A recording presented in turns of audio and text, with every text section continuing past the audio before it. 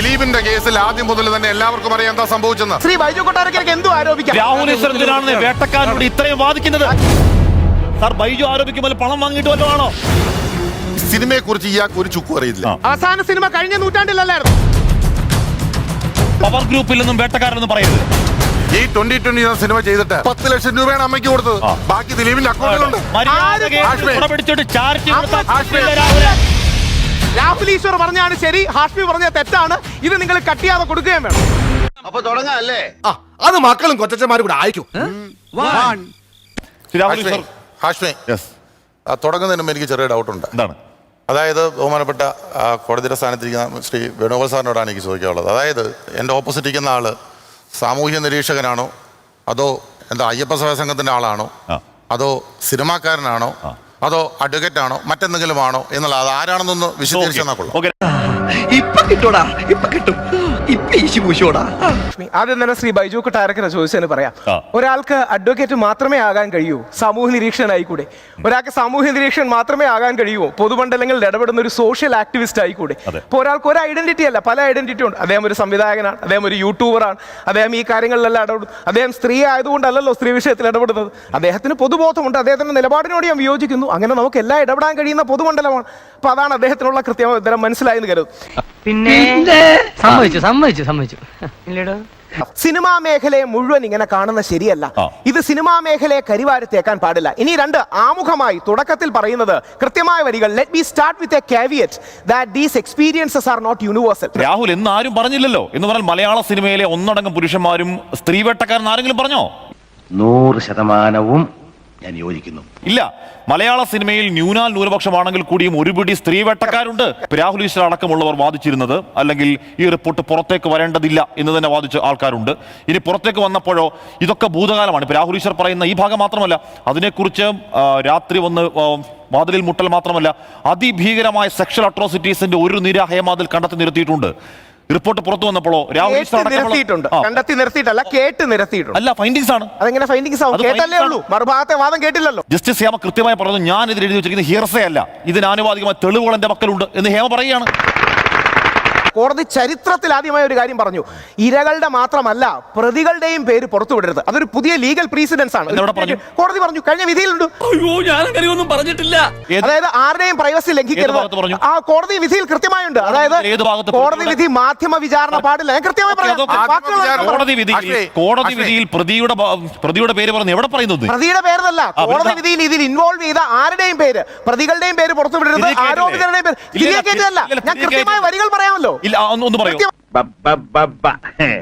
കേട്ടോ, എന്തുകൊണ്ടാണ് വെളിയിൽ വരാത്തത്?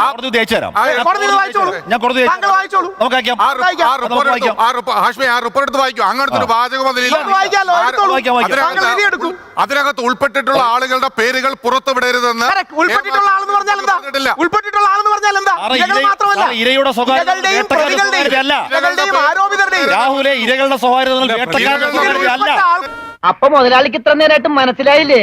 ഇവൻ പൊട്ടനാണ്. മുതലാളിക്കാരുടെ പേരെന്ന് പറഞ്ഞാൽ എന്താ അർത്ഥം? ഇരകളുടെയും അല്ല.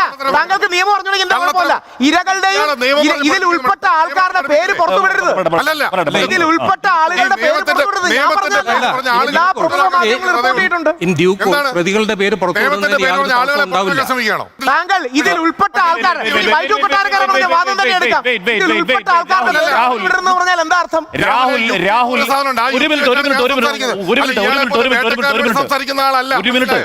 വെറുതെ കണഗുണാന്ന് പറഞ്ഞിട്ട് എന്താ കാര്യം? കോടതി പറയുന്ന കോടതി വിധിയുടെ അന്തസത്ത എന്താണ്?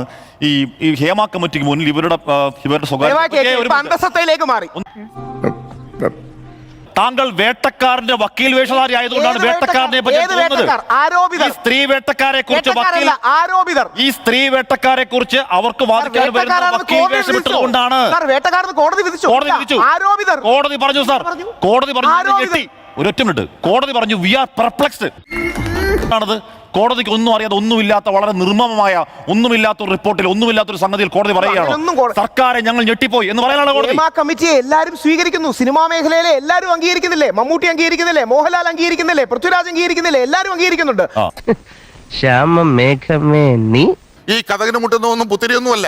കഥകിന് മുട്ടലൊക്കെ ഇഷ്ടം പോലെ സിനിമ മേഖലയിലുണ്ട്. എനിക്ക് വ്യക്തമായിട്ട് അറിയാവുന്ന എത്രയോ കേസുകളുണ്ട്. പക്ഷെ അതൊന്നും പറഞ്ഞ് ആരെയും നാറ്റിക്കാനൊന്നും തയ്യാറൊന്നുമല്ല.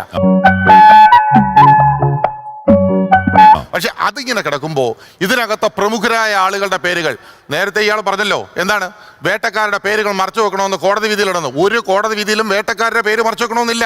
അവിടെ ഇരകളുടെ പേര് മറച്ചു വെക്കണമെന്നാണ് പറഞ്ഞിരിക്കുന്നത്.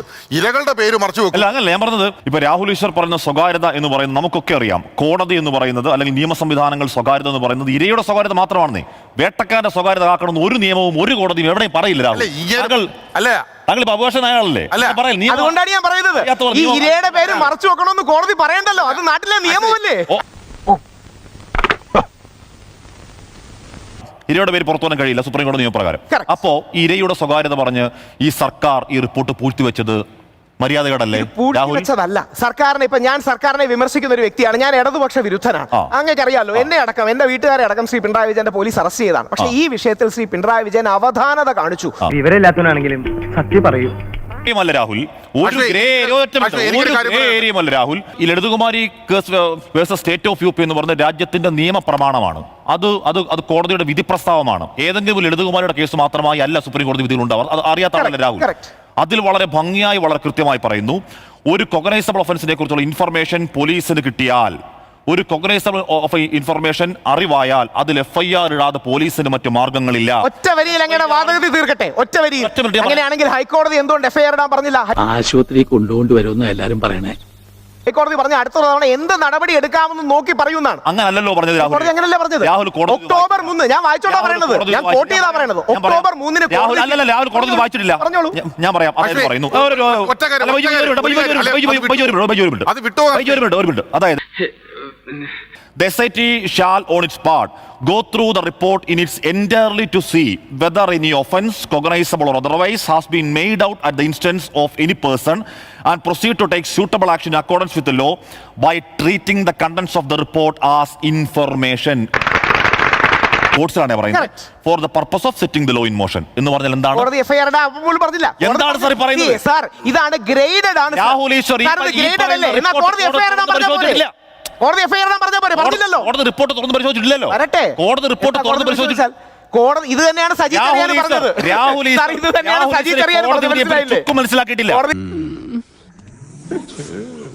താങ്കൾ അതിന്റെ താങ്കൾ ടെക്നിക്കാലിറ്റിയിലാണ്. സിനിമാ മേഖലയുടെ നന്മയാണ് നമ്മുടെ ലക്ഷ്യം. സാങ്കേതികത്വമല്ല. രാഹുൽ ഈശ്വർ സാങ്കേതികത്വമല്ല. ഒരു കൊഗ്നൈസബിൾ ഒഫൻസിന്റെ ശ്രദ്ധയിൽപ്പെട്ടാൽ FIR ഇടുമെന്നുള്ള അടിസ്ഥാന പ്രമാണം ജസ്റ്റിസ് ഹേമയ്ക്ക് ബാധകമല്ലേ? കാര്യമായിട്ടാണ് പറഞ്ഞത്, തമാശക്കാണ്? കാര്യമായിട്ട് തന്നെയാ പറഞ്ഞത്. അറിയാതിരിക്കുന്ന ജസ്റ്റിസ് ഹേമയ്ക്ക് ബാധകമല്ലേ? സർക്കാരിനെ കോടതി പറഞ്ഞു പഠിപ്പിക്കുകയാണ്. ഹേമയ്ക്ക് ബാധകമല്ലേ? വത്സലാകുമാരിക്ക് ബാധകമല്ലേ? ശാരദാ മാഡത്തിന് ബാധകമല്ലേ? രാഹുലിനെ പോലെ ഉറക്കം നടിക്കുന്നവരെയും കോടതി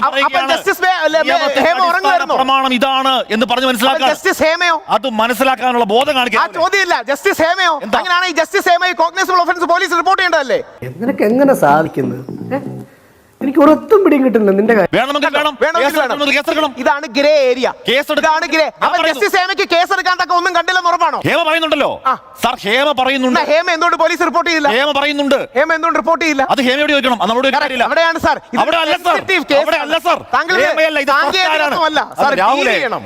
രാഹുലെ മണ്ടം കളിക്കാൻ ഒരു വിഷയം ഡീൽ ചെയ്യണം. ഹേമയ്ക്കില്ലാത്ത, ഹൈക്കോടതിക്കില്ലാത്ത, WCCക്കില്ലാത്ത ഊർജവും ആർജവും ഹാഷ്മിക്ക് എന്തിനാണ്? രാഹുലെ മണ്ടം കളിക്കല്ലേ? ഞാൻ പറയാൻ കാരണം ഹേമയ്ക്കില്ല, ഹൈക്കോടതിക്കില്ല, WCCക്കില്ല, ഭാഗ്യലക്ഷ്മിക്കില്ല. ശബ്ദം കാര്യമാവൂല രാഹുൽ. ഞാൻ പറയാം. നീ വേഗം കാണിക്കേ. അതായത് ഹേമ കമ്മിറ്റി റിപ്പോർട്ട് സർക്കാരിന് മുന്നിൽ വെച്ച റിപ്പോർട്ടാണോ? അത് കഴിഞ്ഞാൽ പിന്നെ ഹേമ അപ്രസക്തമാണ് രാഹുലെ.